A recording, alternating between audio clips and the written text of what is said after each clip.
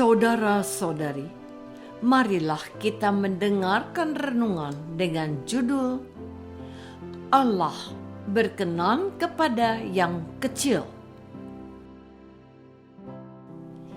yang berdasarkan pada Injil Matius bab 11 ayat 25. Pada waktu itu berkatalah Yesus, "Aku bersyukur kepadamu, Bapa, Tuhan langit dan bumi, karena semuanya itu Engkau sembunyikan bagi orang bijak dan orang pandai, tetapi Engkau nyatakan kepada orang kecil." Dalam nama Bapa dan Putra dan Roh Kudus. Amin. Saudara-saudari terkasih dalam nama Tuhan Yesus Kristus. Aku bertanya kepada diriku sendiri, mengapa Tuhan Yesus berdoa kepada Bapaknya seperti itu? Tuhan bersyukur akan kebenaran dan kebijaksanaan yang berasal daripadanya dan dibukakan untuk orang-orang yang kecil dan sederhana dalam hidupnya. Hal itu justru disembunyikan kepada orang bijak dan orang pandai. Aku teringat pada pengajaran tentang teologi dan filsafat. Ahli filsafat disebut filsuf atau filosof. Mereka sibuk menemukan kebenaran yang sejati, tapi nyatanya mereka tidak pernah sampai pada kebenaran yang tuntas. Sedangkan seorang ahli teologi yang disebut teolog menggunakan intuisinya dan hati nuraninya untuk menemukan kebenaran sejati di dalam Tuhan. Mungkin sedikit banyak saja coba memahami pernyataan Tuhan itu. Untuk mengenal kehendak Tuhan yang utama, bukan berusaha mengertinya, melainkan menerima dan mencernanya dengan cinta yang besar. Saudara-saudari terkasih, dalam sejarah gereja kita mengenal seorang yang kita kenal dengan nama Santo Agustinus dari Hippo, seorang uskup agung dan pujangga gereja, seorang yang pintar tapi sedikit bengal, mendukakan hati ibunya, Santa Monica. Berkat doa ibunya, ia bertobat dan menjadi orang baik.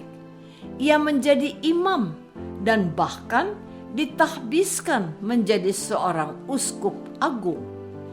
Dia adalah seorang teolog dan sekaligus seorang filsuf kenamaan pada masanya. Bahkan ajarannya masih menginspirasi gereja sampai hari ini. Dengan filsafat, dia berusaha keras untuk memecahkan sebuah misteri yang selalu membuatnya penasaran. Misteri itu adalah bagaimana memahami misteri Allah Tritunggal yang Maha Kudus. Singkat cerita, Agustinus suatu hari berjumpa dengan seorang anak kecil di pantai yang sedang memasukkan air laut ke dalam sebuah lubang yang digalinya.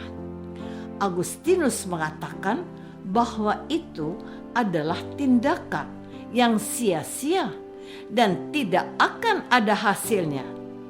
Tapi inilah jawaban anak kecil yang adalah malaikat Tuhan kepadanya.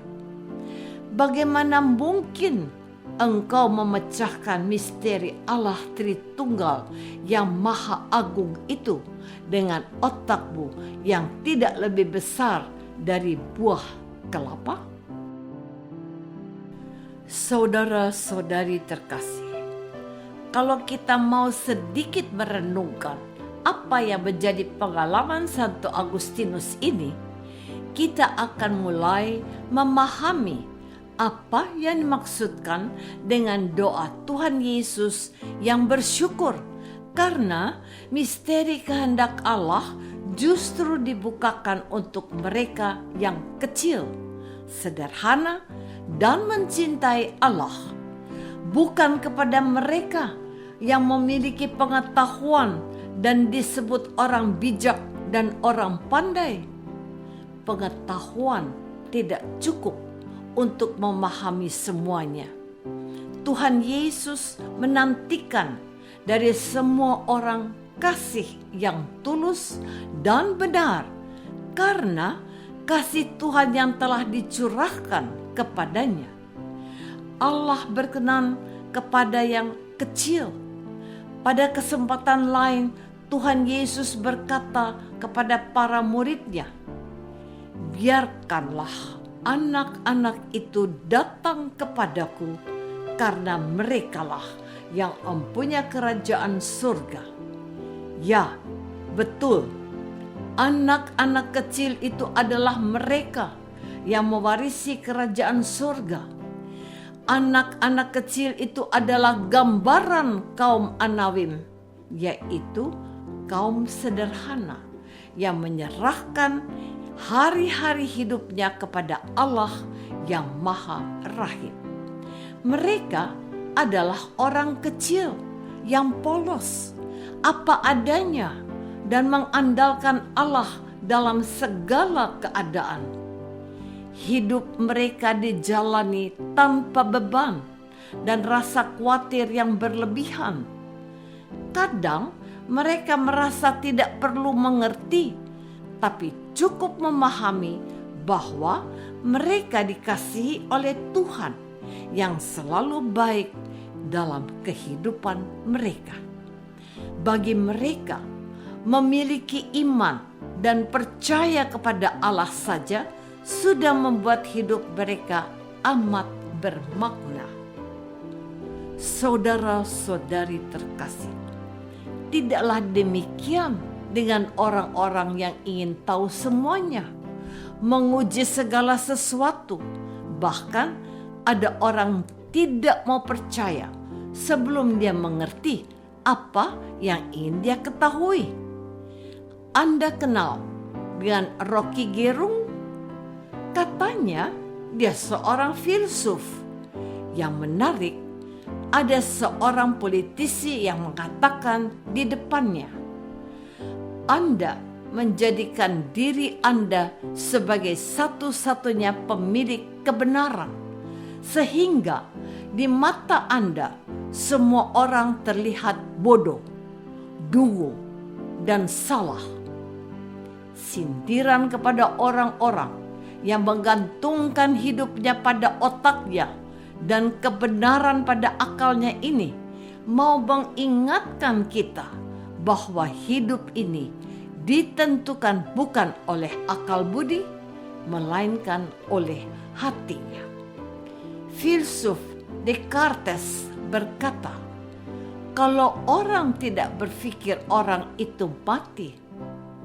Tapi Santo Agustinus berkata, terlambat aku mencintaimu ya Tuhan. Karena selama ini sebagai seorang filsuf, Agustinus hanya mengagung-agungkan otaknya dan pemahaman filosofisnya. Agustinus disadarkan oleh Tuhan bahwa untuk dapat mengenal Tuhan, yang dibutuhkan adalah sebuah hati yang mencintai beliau. Kepada kita yang mungkin kurang pengetahuan, tapi percaya kepadanya, ia berkenan memberkati kita. Itulah yang menjadi pilihan Bunda Maria. Dia tidak mengerti rencana Allah atas hidupnya, tetapi ia berkata, terjadilah padaku menurut perkataanmu itu. Itulah iman. Apakah aku sudah mencintai Tuhan dengan hati yang percaya dan tulus murni? Marilah kita berdoa. Bapa yang Maha Baik, kami sangat bahagia karena Tuhan Yesus berkenan membukakan rahasia cinta-Mu kepada kami. Berilah kami hati yang baik dan takwa kepadamu. Demi Yesus Kristus, Tuhan dan pengantara kami. Amin.